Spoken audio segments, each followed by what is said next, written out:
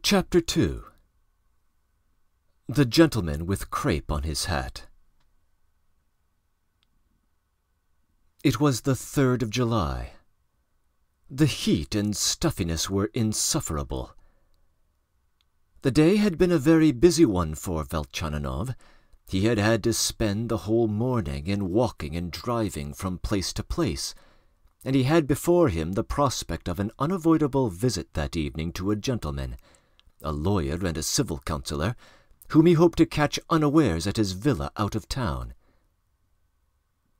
At 6 o'clock Velchaninoff went at last into a restaurant. The fare was not beyond criticism, though the cooking was French, on the Nevsky Prospect, near the police bridge. He sat down at the little table in his usual corner and asked for the dinner of the day. He used to eat the dinner that was provided for a rouble and paid extra for the wine, and he regarded this as a sacrifice to the unsettled state of his finances and an act of prudence on his part.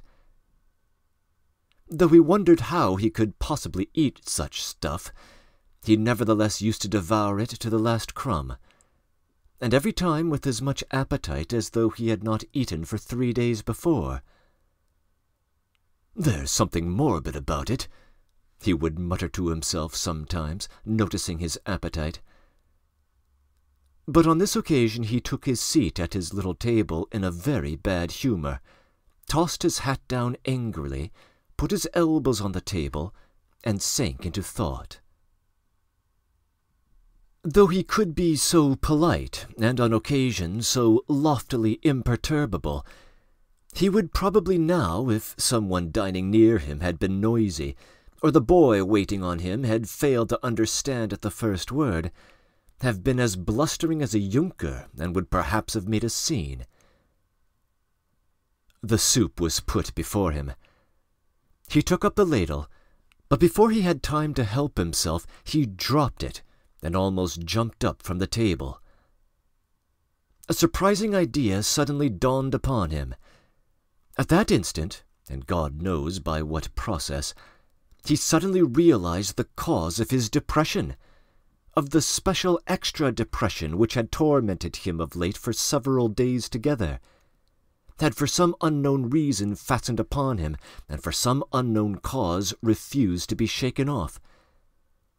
Now he suddenly saw it all, and it was as plain as a pikestaff. "It's all that hat," he muttered as though inspired. "It's nothing but that cursed bowler hat with that beastly mourning crape that is the cause of it all." He began pondering, and the more he pondered the more morose he grew, and the more extraordinary the whole adventure seemed to him. "But it is not an adventure, though," he protested, distrustful of himself. "As though there were anything in the least like an adventure about it." All that had happened was this. Nearly a fortnight before, he did not really remember, but he fancied it was about a fortnight, he had first met somewhere in the street, near the corner of Podjachevsky Street and Mishchansky Street, a gentleman with crape on his hat. The gentleman was like anyone else. There was nothing peculiar about him. He passed quickly, but he stared somewhat too fixedly at Velchaninoff, and for some reason at once attracted his attention in a marked degree. His countenance struck Velchaninoff as familiar. He had certainly at some time met it somewhere. "But I must have seen thousands of faces in my life. I can't remember them all." Before he had gone 20 paces further, he seemed to have forgotten the encounter, in spite of the impression made at first. But the impression persisted the whole day, and it was somewhat singular. It took the form of a peculiar, undefined annoyance. Now, a fortnight later, he remembered all that distinctly. He remembered, too, what he had failed to grasp at the time. That is, what his annoyance was due to, and he had so utterly failed to grasp it that he had not even connected his ill humor all that evening with the meeting that morning. But the gentleman had lost no time in recalling himself to Velchanov's mind, and next day had come across the latter in the Nevsky Prospect again, and again stared at him rather strangely. Velchanov dismissed him with a curse, and immediately afterwards wondered why he cursed. It is true that there are faces that at once arouse an undefined and aimless aversion. "Yes, I certainly have met him somewhere," he muttered thoughtfully, an hour after the meeting. And he remained in a very bad humor the whole evening afterwards. He even had a bad dream at night, and yet it never entered his head that the whole cause of this new fit of despondency was nothing but that gentleman in mourning, although he did not once think of him that evening. He had even been wrathful at the moment that such a wretched object could occupy his attention as long as it did, and would certainly have thought it degrading to ascribe his agitation to him, if it had ever occurred to his mind to do so. 2 days later they met again in a crowd coming off one of the Nevsky steamers. On this occasion Velchanov was ready to swear that the gentleman with the crape on his hat recognized him and made a dash for him, but was borne away in the crush. He fancied he had even had the effrontery to hold out his hand to him. Perhaps he had even cried out and shouted his name. That, however, Velchanov had not heard distinctly, but— "Who is the low fellow, though, and why does he not come up to me if he really does know me, and if he is so anxious to?" he thought angrily as he got into a cab and drove towards Smolny Monastery. Half an hour later he was noisily arguing with his lawyer, but in the evening and the night he was suffering again from the most abominable and most fantastic attack of acute depression. "Am I in for a bilious attack?" he wondered uneasily, looking at himself in the looking-glass. This was the third meeting. Afterwards, for 5 days in succession, he met no one, and not a sign was seen of the low fellow. And yet the gentleman with the crape on his hat was continually in his mind. With some surprise, Velchanov caught himself wondering, "What's the matter with me? Am I sick on his account, or what? And he must have a lot to do in Petersburg, too. And for whom is he wearing crape? He evidently recognized me, but I don't recognize him. And why do these people put on crape? It's out of keeping with him somehow. I fancy if I look at him closer I shall recognize him." And something seemed faintly stirring in his memory, like some familiar but momentarily forgotten word, which one tries with all one's might to recall. One knows it very well, and knows that one knows it. One knows exactly what it means. One is close upon it, and yet it refuses to be remembered in spite of one's efforts. It was long ago, and it was somewhere. There was... But damn the fellow, whatever there was or wasn't," he cried angrily all at once. "It is not worth while to demean and degrade myself over that wretched fellow." He grew horribly angry, but in the evening, when he suddenly remembered that he had been angry that morning, and horribly angry, it was extremely disagreeable to him. He felt as though someone had caught him in something shameful. He was bewildered and surprised. "Then there must be reasons for my being so angry, apropos of nothing, at a mere reminiscence." He left the thought unfinished. And next day he felt angrier than ever. But this time he fancied he had grounds for it, and that he was quite right in feeling so. It was unheard of insolence, he thought. What had happened was the fourth meeting. The gentleman with crape on his hat had suddenly made his appearance again, as though he had sprung out of the earth. Velchaninoff had just caught in the street the indispensable civil councillor before mentioned, of whom he was still in pursuit, meaning to pounce on him unawares at his summer villa. For the gentleman, whom Velchaninoff scarcely knew, though it was so necessary to see him about his business, on that occasion, as on this, eluded him, and was evidently keeping out of sight and extremely reluctant to meet him. Delighted at coming across him at last, Velchaninoff walked hurriedly beside him, glancing into his face and straining every effort to bring the wily old fellow to the discussion of a certain subject, in which the latter might be indiscreet enough to let slip the facts of which he had so long been on the track. But the crafty old man had his own views, and kept putting him off with laughter or silence. And it was just at this extremely absorbing moment that Velchaninoff descried on the opposite pavement the gentleman with crape on his hat. He was standing staring at them both. He was watching them, that was evident, and seemed to be jeering at them. "Damnation!" cried Velchaninoff in a fury as he left the civil councillor at his destination, and ascribed his failure with him to the sudden appearance of that impudent fellow.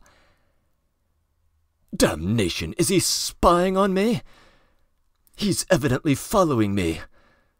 Hired by someone, perhaps, and by Jove, he was jeering at me.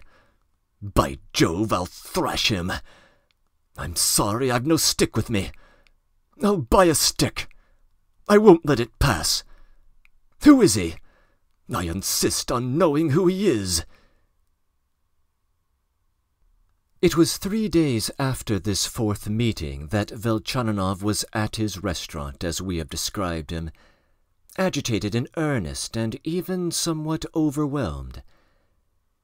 He could not help being conscious of it himself, in spite of his pride.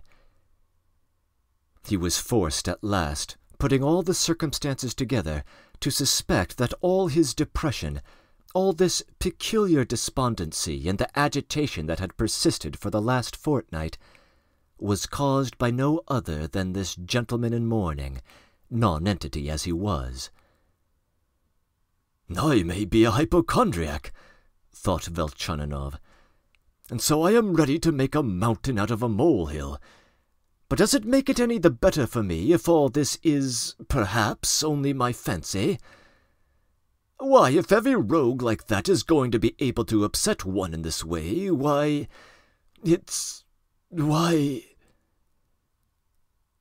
Certainly in the meeting of that day, the fifth, which had so agitated Velchaninoff, the mountain had proved to be little more than a molehill.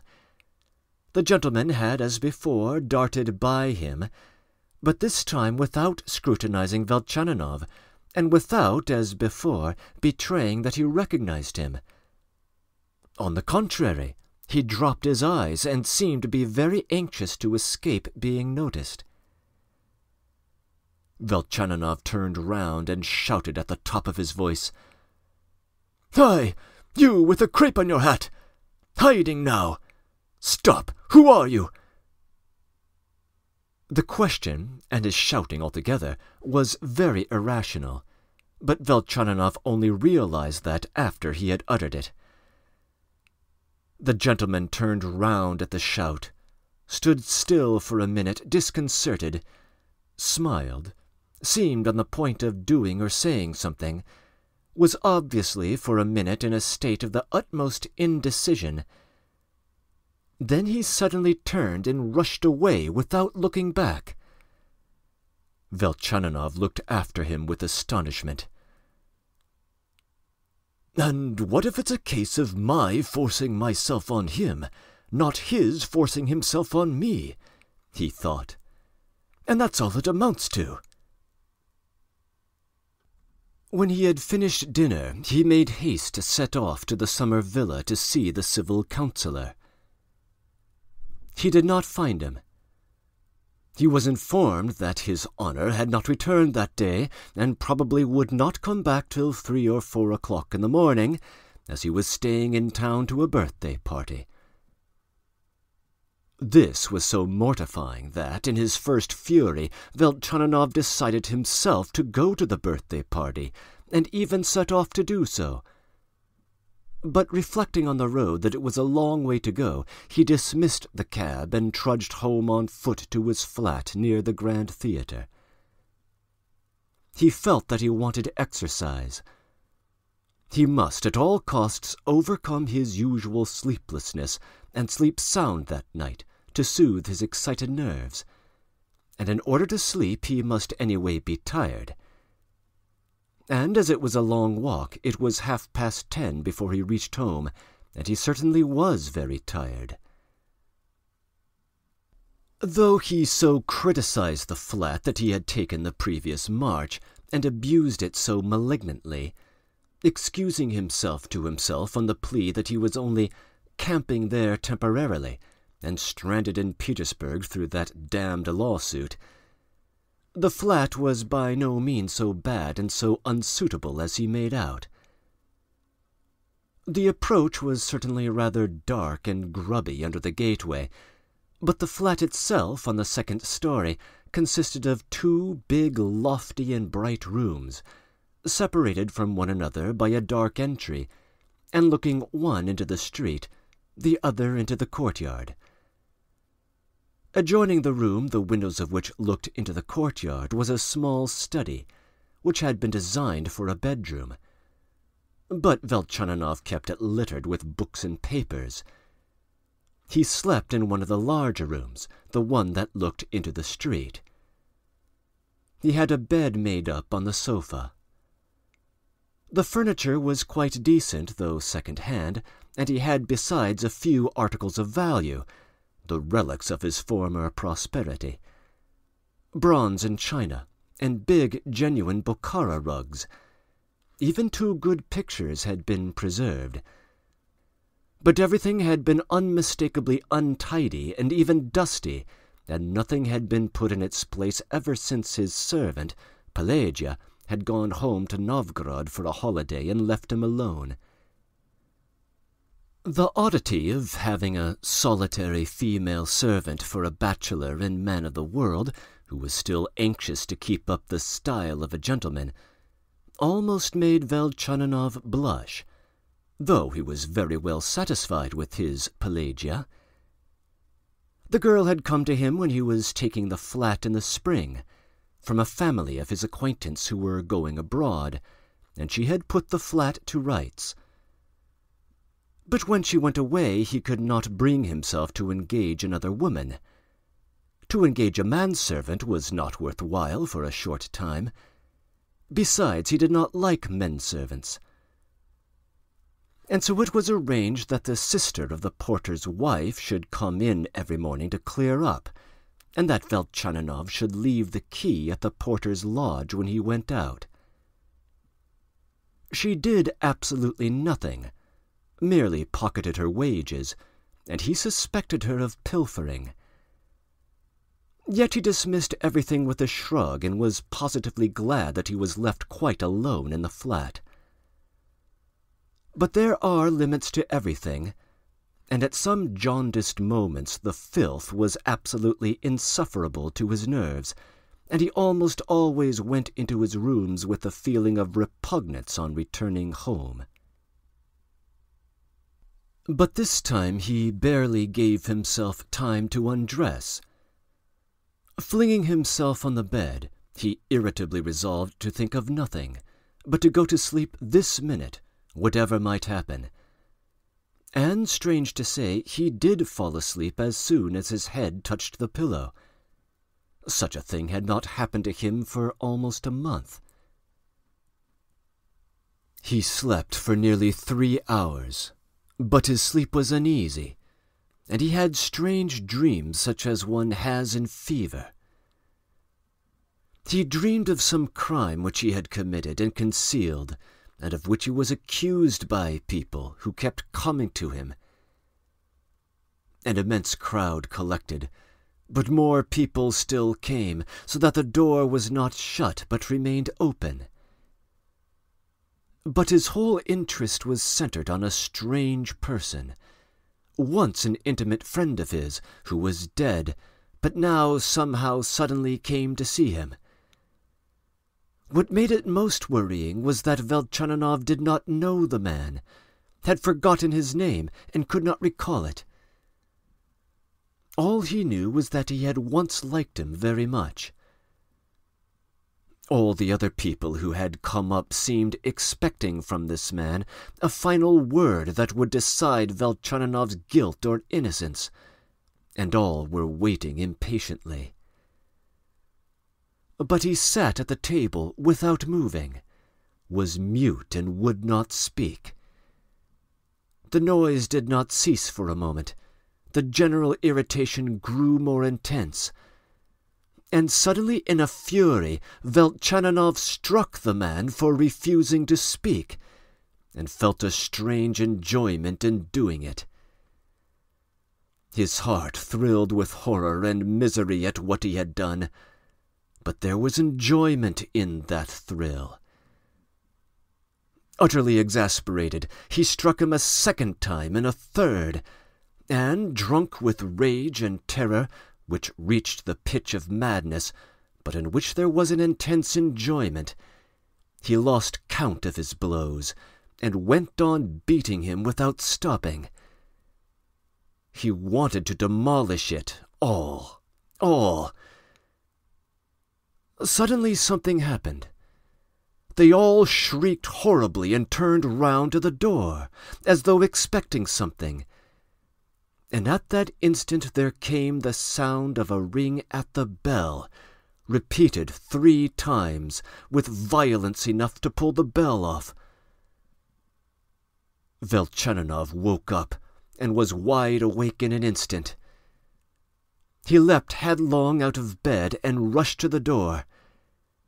He was absolutely convinced that the ring at the bell was not a dream, and that someone really had rung at his bell that moment. It would be too unnatural for such a distinct, such a real, palpable ring to be only a dream. But to his surprise, the ring at the bell turned out to be a dream too. He opened the door, went out on the landing, even peeped down the stairs. There was absolutely no one there. The bell hung motionless. Surprised but relieved, he went back into his room. When he had lighted a candle, he remembered that he had left the door closed, but not locked or bolted. He had sometimes in the past forgotten when he came home to lock the door for the night, not thinking it of much importance. Pelagia had often given him a talking to about it. He went back into the passage, shut the door, opened it once more and looked out on the landing, but only fastened the door on the inside with a hook, without taking the trouble to turn the key. The clock struck 2:30, so he must have slept 3 hours. His dream had so disturbed him that he did not want to go to bed again at once, and made up his mind to walk up and down his room for half an hour, or time enough to smoke a cigar, he thought. Hastily dressing, he went to the window and lifted the thick stuff curtain and the white blind behind it. It was already daylight in the street. The light summer nights of Petersburg always worked on his nerves, and of late had intensified his insomnia, so that it was expressly on this account that he had, a fortnight previously, put up thick stuff curtains which completely excluded the light when they were fully drawn.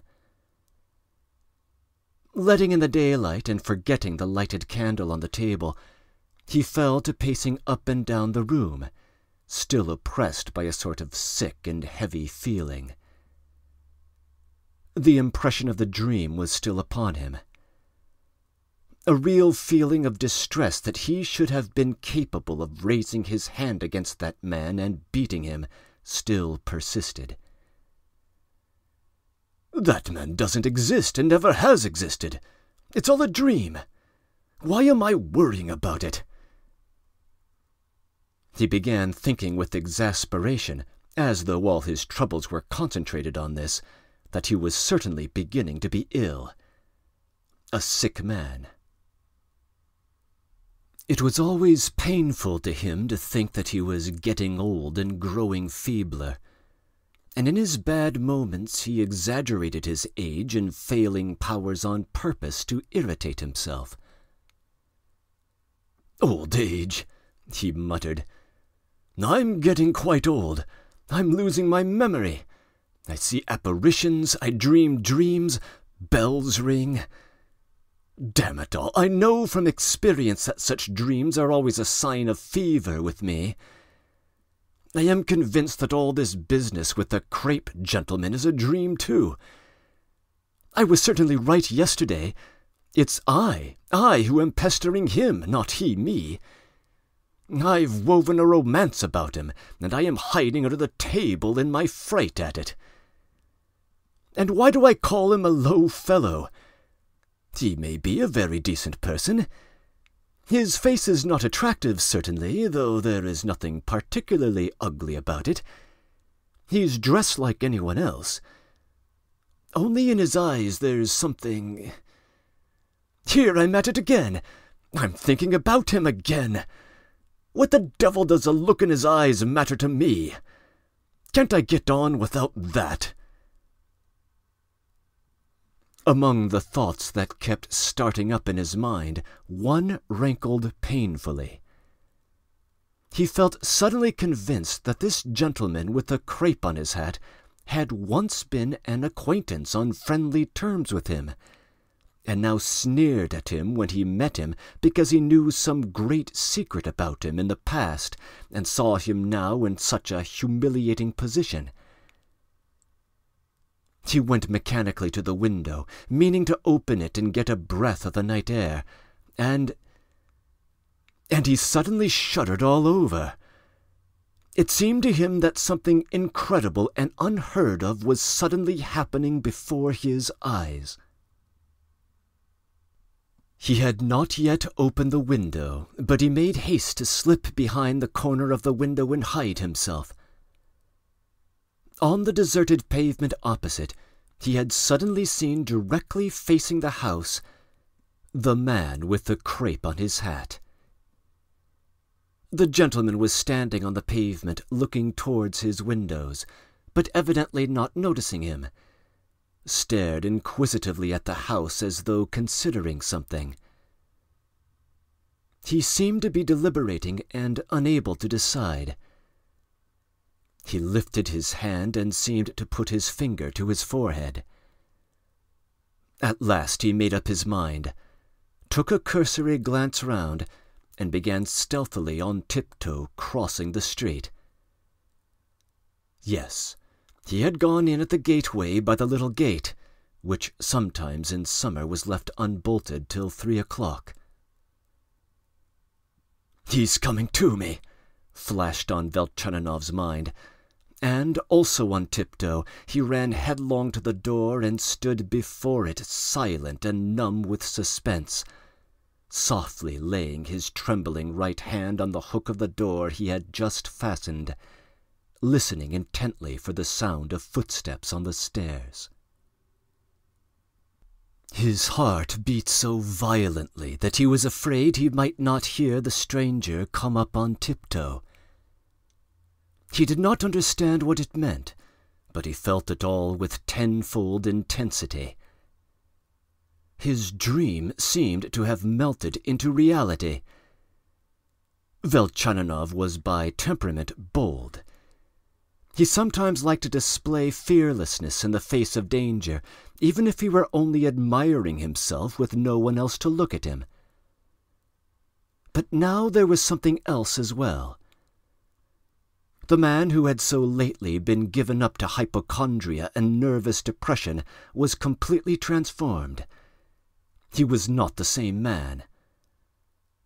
A nervous, noiseless laugh broke from him. From behind the closed door he divined every movement of the stranger. Ah, now he's coming in. He has come in. He's looking about him. He's listening downstairs. He's holding his breath, stealing up. Ah, he has taken hold of the handle. He's pulling it, trying it. He reckoned on its not being locked. So he knows I sometimes forget to lock it. He's pulling at the handle again. Why, does he imagine that the hook will come out? It's a pity to part. Isn't it a pity to let him go like this? And indeed, everything must have happened just as he pictured it.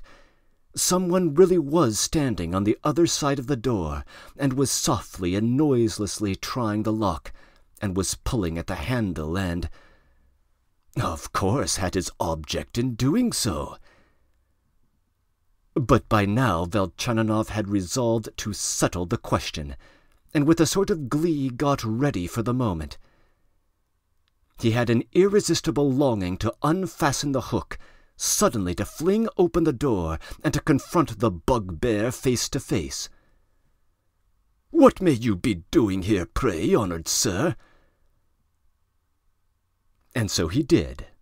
Seizing the moment, he suddenly lifted the hook, pushed the door, and almost fell over the gentleman with crape on his hat.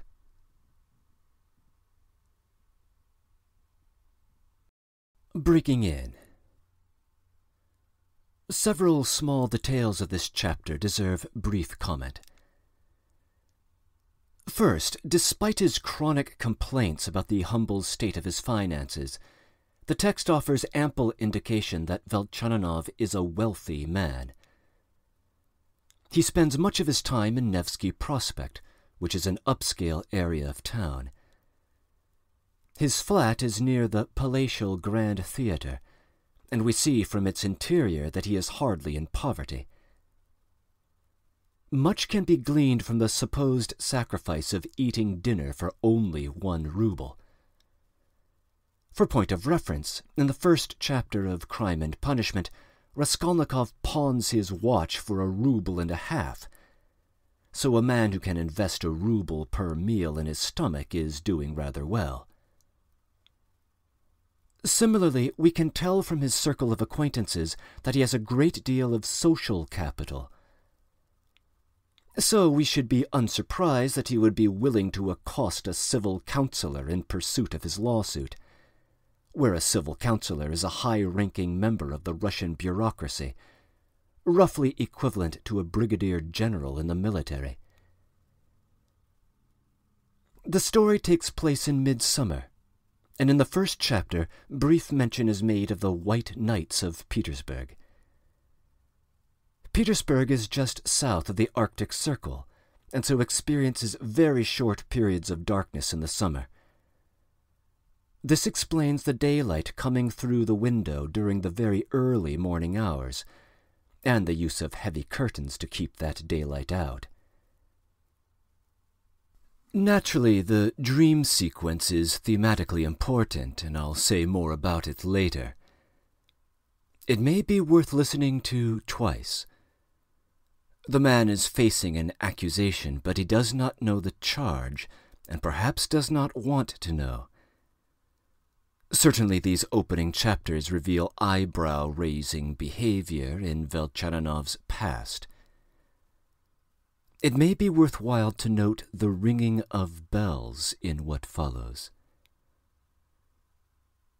End of comments.